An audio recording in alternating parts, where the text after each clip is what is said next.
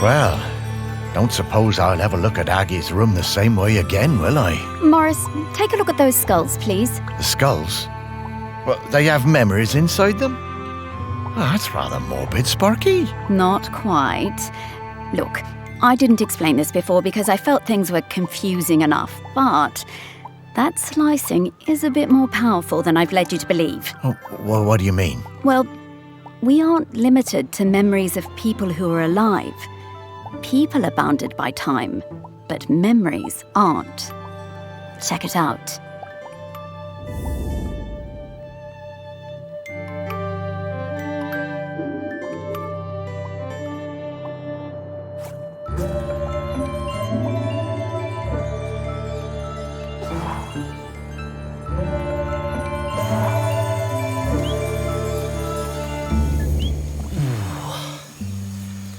Oh, I didn't think dead stomachs could get queasy, but here we are. Where are we, Sparky? When are we, Morris? This is 셸머스톤 in Aggie's time. You should be able to find some memories of her here. You are some dog, Sparky.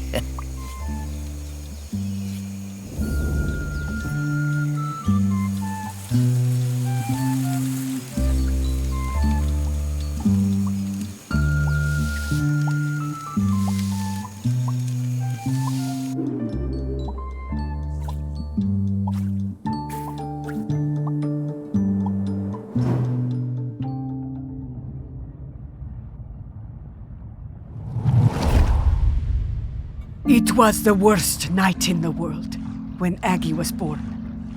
It began in the old village, the one swept away by the rivers of fire. The ground shook and the earth split open and spat sparks. The sun hid and the huts burst into flame as we fled.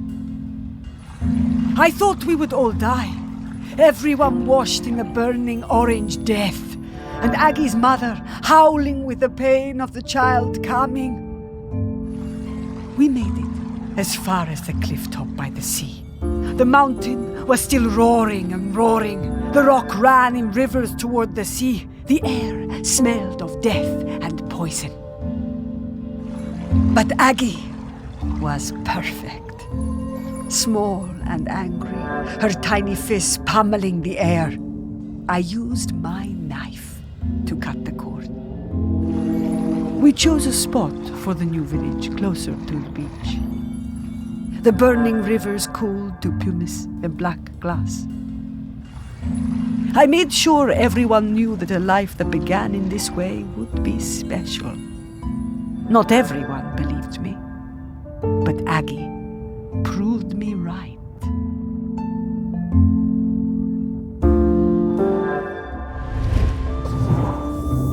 My goodness. Giving birth like that must have been awful. What a terrifying situation. So, where do you think that knife is? Should we look around here, or...? No, I'm pretty sure I've seen that knife before. Back at the museum, I reckon. Okay, Morris, let's go.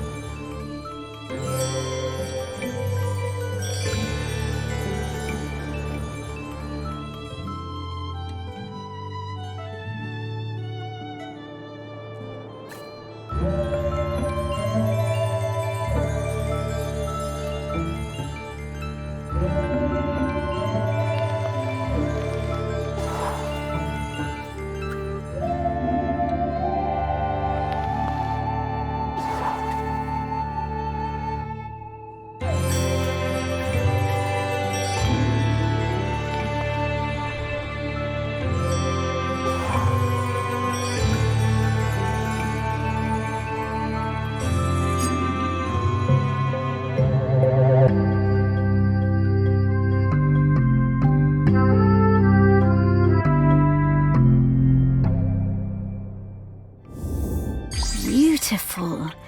And to think that people had not long stopped using flint tools when this was made. There is so much history in this knife. Ooh. I'd love to see what else it got up to.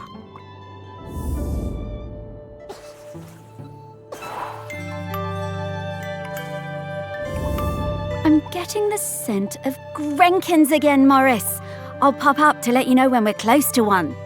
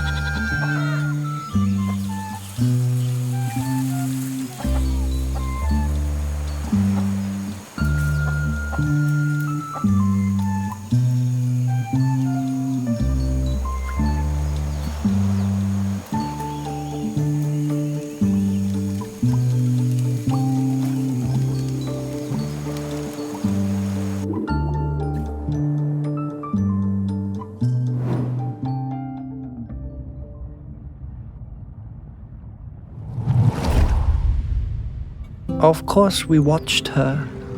We had heard of her birth and seen her on the shore, her feet sometimes in the seawater, her body in the sun. We did not show ourselves at first.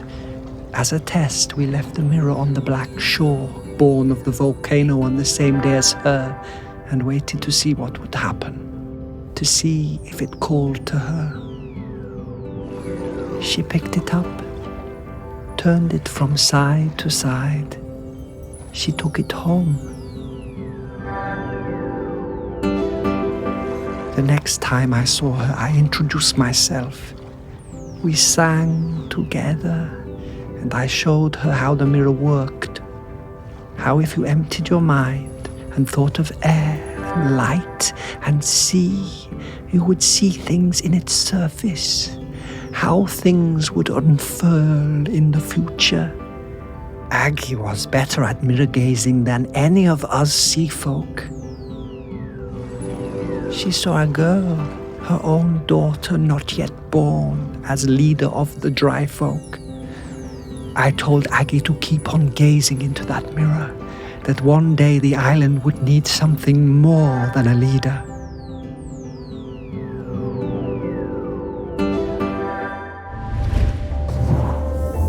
Oh, I had a box of rocks that looked like that mirror somewhere.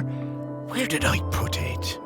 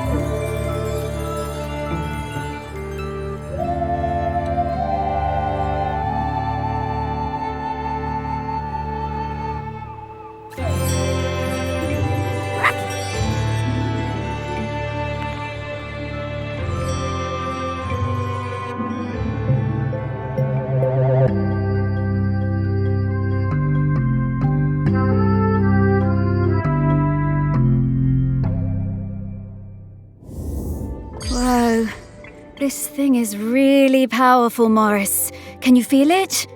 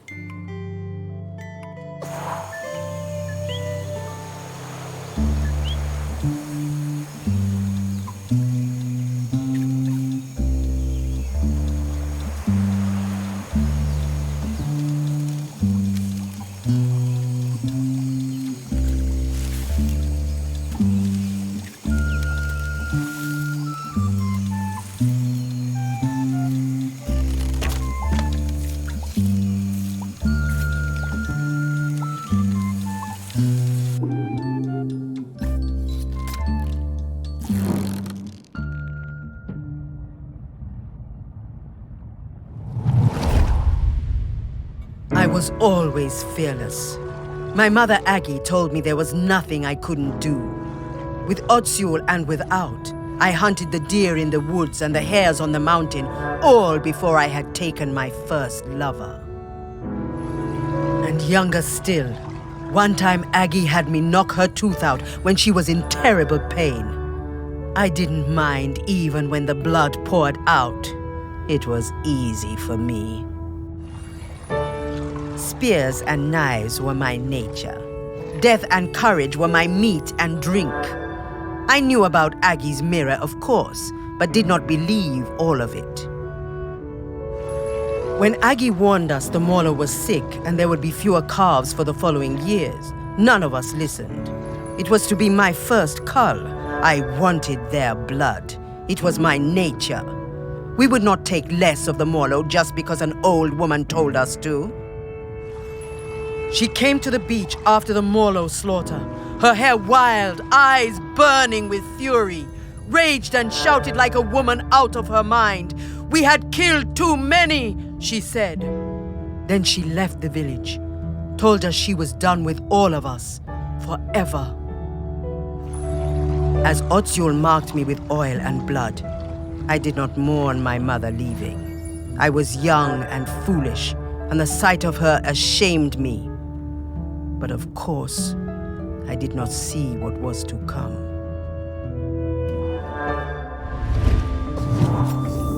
To think that they were still having the same arguments about the Morlow way back in the Bronze Age. Aggie must have sensed the trouble ahead. Maybe she was trying to find a way to prevent it.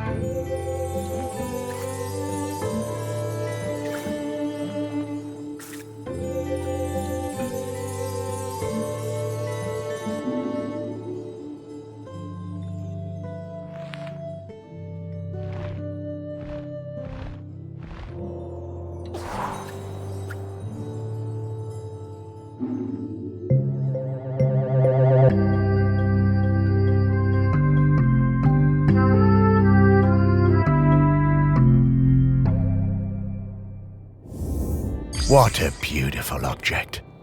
Delighted to have it in our museum.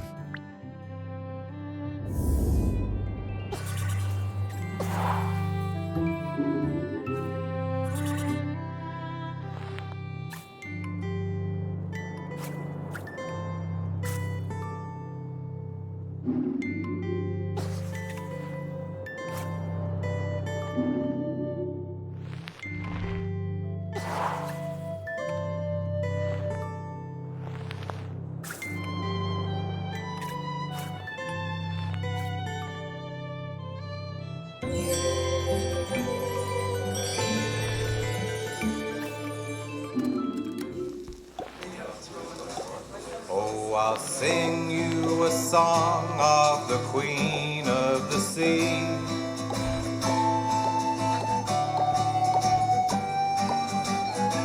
But when I first met her and when she first met me,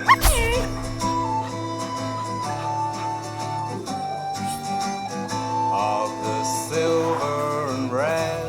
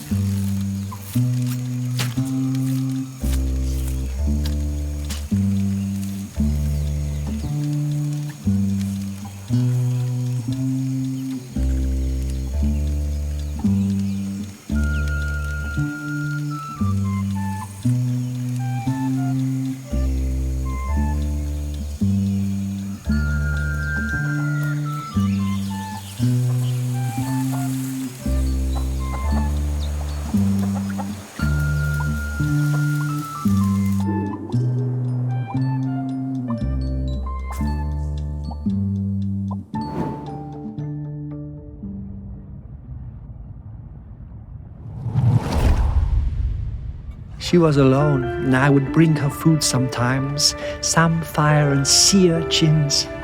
She would make dry food and we would eat it together. Textures unlike any we knew that broke apart in your hands and in your mouth.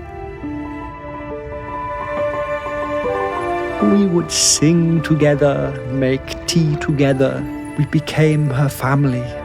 The dry folk left her alone. She had a companion for a few seasons, a hind who came down from the mountain and slept at her fire. And then, for a few more, a golden hare that ate from her hand. One night we all felt it, those of us in the water and those above, the island waking, rumbling, alive again, more furious than before. I found Aggie awake, tending her fire, unsleeping, unresting, staring into her mirror. She told me she'd seen the island sinking into orange fire and boiling sea, lost forever above and below. The village and our town in the sea caves, all gone. Aggie went to the shore and blew the sinistral shell, calling our people up from the water. Aggie sang for them the oldest song, and we spoke for some time.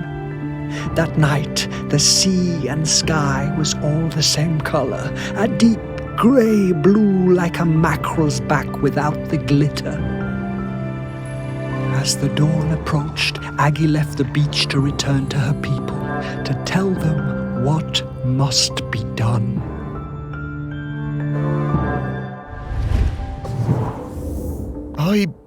I'm not sure I want to see what happens next. We have to, Morris.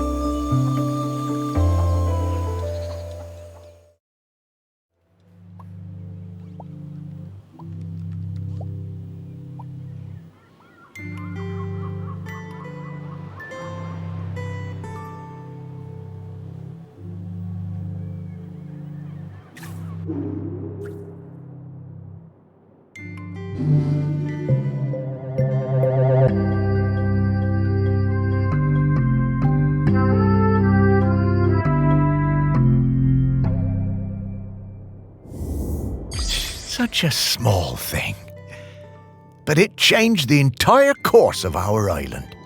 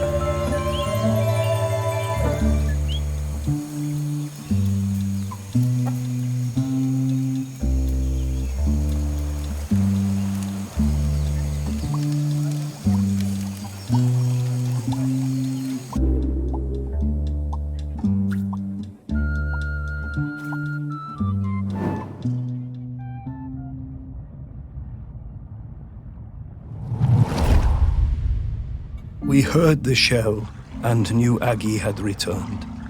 Ibni was the leader then. It had taken many seasons, more than we would have liked, but there were finally enough Morlo again and our village was growing. We were strong. Some of the younger ones didn't know Aggie and didn't want to hear her, called her a moon-shotten crone, but Ibni looked in her mother's face and saw the truth of it. The end would come. The earth was growling again. There would be hot rivers of death and clouds of poison. But Aggie brought us the answer. She would give herself to the island.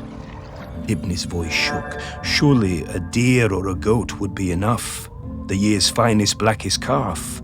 Aggie cast down her eyes and shook her head. We all knew. I offered my blade, but Aggie turned me away. She took her knife that had cut her own cord the night the volcano last erupted and wrapped Ibni's fingers tight around the bone hilt. "It must be you, Ibni," she said, "and it must be now before the sun comes up. This day, this morning, or we are all gone, the village, the people, the island." Aggie embraced her daughter. Ibni whispered something, but I could not catch the words. Both women's faces shone with tears. Aggie sat on the ceremonial stone, the tears streaming now from all of us. Aggie delivered her final message. She told us her body must not be burned or given to the sea, but lain in the earth of the island beneath the mountain. Ibni was shaking, and then I realized it was not just Ibni. The whole island was trembling under our feet, waking up. Aggie told Ibni to be quick, the end was coming. As Aggie took Ibni's hand and guided the knife to her side, we saw the fish folk rising from the sea, hundreds of them, so many. I had no idea there were so many. Aggie was quiet the whole time, but Ibni cried out. A sound of longing and hurting from her heart like I had never heard. Then she fell silent, and as Aggie's life poured from her body, the island and everything on it fell suddenly still. Utterly still. We wept then, in sorrow and relief. Then the fish folk were among us, countless, numberless. One embraced Ibni, holding her up as it seemed her own legs might give way. When the sun came up that day, land and sea folk stood together for the first time, talking and singing the old songs, Aggie's songs, together. Ibni and the fish folk took Aggie up onto the mountain. They laid her in the peat alongside the knife and all the things she would need on her journey. Ibni watched over Aggie for days afterwards. Before she was covered, she placed a sacred carved stone, Aggie's beloved hair, inside her mother's mouth to guide her and help her keep the mountain still forever. And so it was.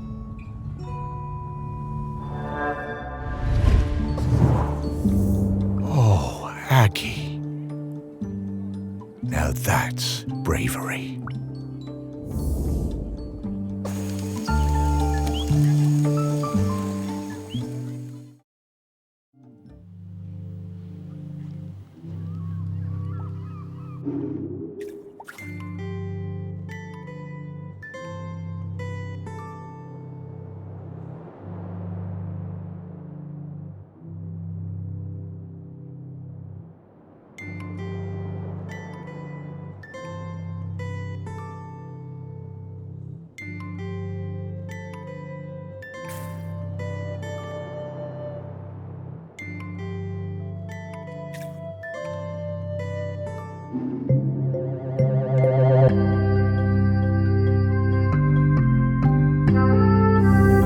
Hey, Sparky, it feels a bit, disrespectful looking inside Aggie's body like that. You were the one who dug her up and put her on a plinth, Morris. Yeah, but I...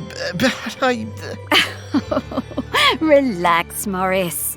This body isn't Aggie anymore. She's long past needing this old thing. Well, all right then.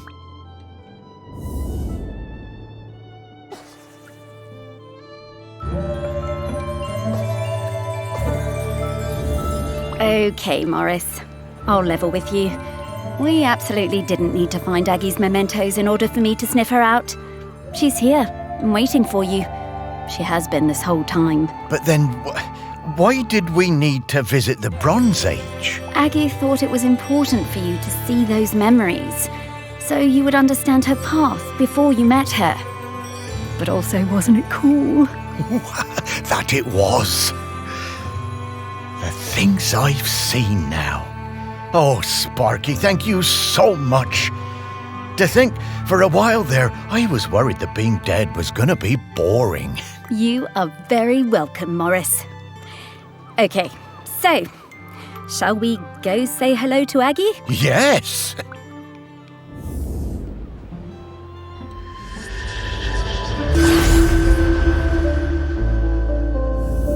Morris! Sparky!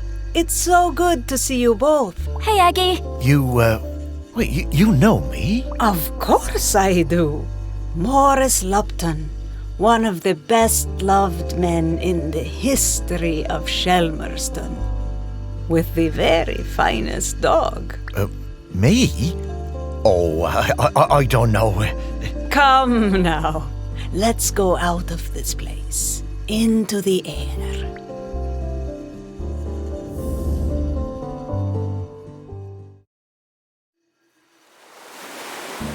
The one part of 셸머스톤 that looks just the same as the first day I saw it. I suppose it always will. I love this beach. It's always been my favourite beach. I'm gonna go run. Aggie, look at Sparky. She's shining. That's the hope and the joy shining out of her. That's it, isn't it?